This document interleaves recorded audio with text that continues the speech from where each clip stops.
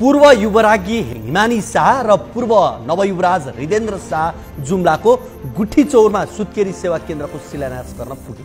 अमेरिकामा अध्ययनरत हृदेन्द्र आमा हिमानीसँग सामाजिक कार्यमा यति बेला सक्रिय छन्, जसका कारण यति बेला यहाँ केहीको निन्द्रा हराम भएको छ। गरिबको नाममा राजनीति गर्ने केहीका छोराछोरी बेल्चा कुटो कोदालो छोडेर सुन र विदेशी करेन्सी समाउँछन्। सामन्ती भनिएको परिवारमा जन्मिएर हुर्किएका हृदेन्द्र शाह बेल्चा लगाउँदा तिनका मन बेचैन भएको छ। हरे कस्तो दिन आयो, सामन्तीको छोराको हातमा बेल्चा, क्रान्तिकारीका छोराको हातमा सुनका बिस्कुट। हृदेन्द्रको शालीनता, मौनता र माटोप्रतिको नम्रता हेर्दा लाग्यो शासक होइन, संस्कारी नेतृत्वको खाँचो छ देशलाई। हृदेन्द्रले न पतञ्जलीलाई जग्गा बेचे, न शेरा दरबार कब्जा गरे, न बाँसबारीको जमिन किर्ते गरे, न भेद सुन तस्करी गरे, न भिजिट भिजामा नागरिक बेचे, न जनतालाई नक्कली भुटानी शरणार्थी बनाए। बर्थ सेन्टर बनाउन खोजे, गर्भवती महिलालाई नयाँ जीवन दिने कोसिस गरे। ज्ञानेन्द्र शाह र उनको परिवार जनताको मन जित्न भरपूर प्रयास गरिरहेका छन्। यति बेला ज्ञानेन्द्र शाहको पक्षमा ठूलो जनमत पनि तयार भएको छ, तर नक्कली राजावादीहरूको बिगबिगीले ज्ञानेन्द्र शाहको मेहनतमा पानी फेर्ने काम भइरहेको छ। पछिल्लो समय सामाजिक सञ्जाल र सडकमा चर्चामा रहेको राजावादी आन्दोलन ठप्प भएको छ। संघीय लोकतान्त्रिक गणतन्त्र नेपालको व्यवस्थाको विरोधमा सडकमा उत्रिएको आन्दोलन अहिले समुद्रमा तार्न नसक्ने डुङ्गा जस्तो बनेको छ। समुद्र तार्ने माझीले नै डुङ्गा तार्न नसकेपछि समुद्रमा अड्किएर बसेको रित्तो डुङ्गा झैँ भएको छ राजावादी आन्दोलन। राजा ल्याउने भनेर राप्रपा नेपाल लगायत 40-45 वटा भुरे टाकुरे पार्टी र संस्थाहरू लागेका छन्। यी मध्ये अधिकांशको काम राजावादीको पसल थापेर स्वार्थको गोजी भर्नु मात्रै हो। जो कोही पहिलो पटक सप्तरीको बर्मजिया पुग्यो भने त्यहाँको पेडा पसल देखेर झुकिन्छ। लहरै रहेका 100 भन्दा बढी पसल, तर नाम उस्तै उस्तै। बुढो बाजेको पेडा पसल, असली बुढो बाजेको पेडा भण्डार, असली बुढो वैद्यनाथ बाजेको पेडा पसल, उही पुरानो वैद्यनाथ बाजेको पेडा पसल, वैद्यनाथ बाजेको पेडा भण्डार, वैद्यनाथ बाबाको पेडा पसल, श्री वैद्यनाथ शाहको पेडा भण्डार। यस्तै यस्तै पसल अनेक, तर नाम एक। असली वैद्यनाथ बाजेले सुरु गरेको पेडा पसल कुन हो थाहा पाइँदैन, तर ती अनेक नामले असली पेडा भने बेच्छन्।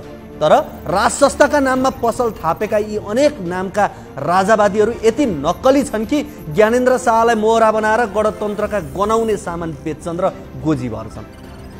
सुरुवातमा पूर्व राजाका सार्वजनिक भ्रमण, सामाजिक सञ्जालमा सक्रिय समर्थक र केही व्यक्तिहरूको आर्थिक सहयोगले राजावादी आन्दोलनले केही गति लिएको थियो, तर समयसँगै ती उत्साह हराउँदै गए। चन्दा र चासो दुवै घट्न थालेपछि नेतृत्वमा रहेका केही अनुहारहरू बीच आरोप प्रत्यारोप सुरु भयो। राजावादीको अभियानका लागि न अहिले पैसा छ, न दिशा। चलखेल र आन्तरिक विवादले थला परेको छ यो आन्दोलन। अब तत्काल उठ्ने संकेत देखिँदैन।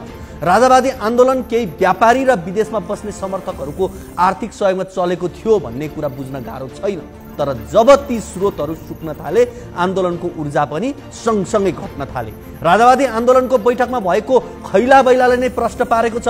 आन्तरिक गुटबन्दी, नेतृत्वको अस्पष्टता र एकअर्काप्रति शङ्का, यी सबै मिलेर राजावादी अभियानलाई कमजोर बनाएको छ।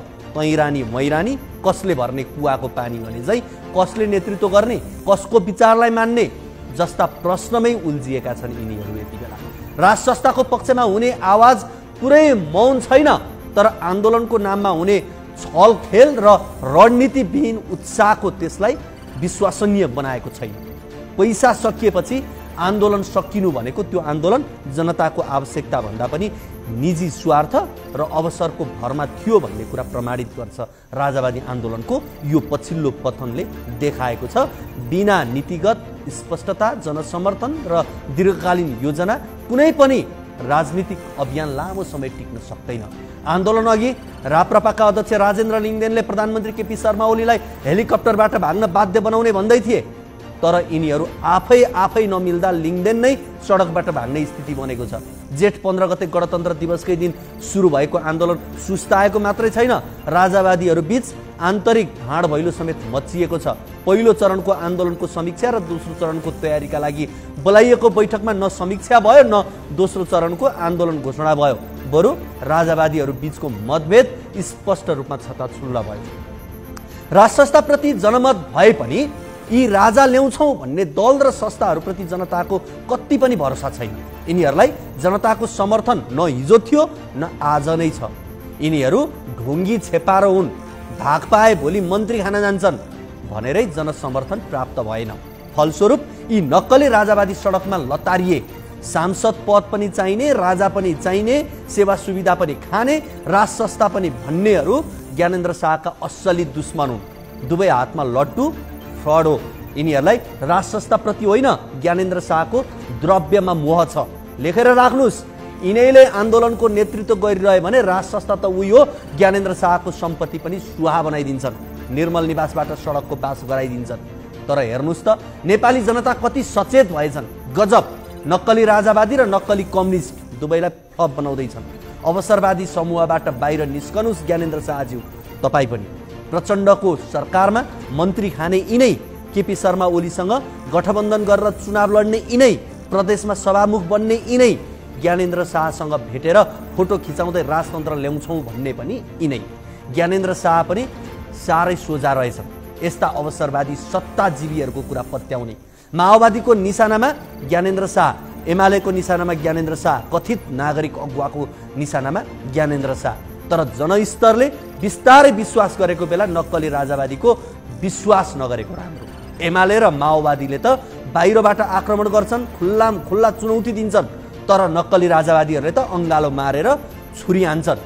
नक्कली राजावादीहरूले गणतन्त्रवादीबाट कमिसन खाँदै आन्दोलन ढुस बनाइदिन्छन्। झोलेहरूले भन्न सक्छन् कति चिन्ता हो ज्ञानेन्द्र शाहको भनेर। कथित सामन्ती ज्ञानेन्द्र शाह सौरा घुम्छन्, पोखरा घुम्छन्, तर कथित अग्रगामीहरू राज्यको ढुकुटीबाट पाउने 5 करोड उडाई अमेरिकामा मोज मस्ती गर्छन्। भिजिट भिजाको नाममा दैनिक 50 लाख जनताबाट लुट्छन्। अब आफै मूल्याङ्कन गर्नुहोस्, को राष्ट्रवादी को राष्ट्रघाती। नक्कली राजावादी र अवसरवादीहरूले गर्दा सक्कली देशभक्तहरूको आशा निराशाजनक हुँदै गएको देख्दैछु, त्यसैले पनि बोल्दैछु।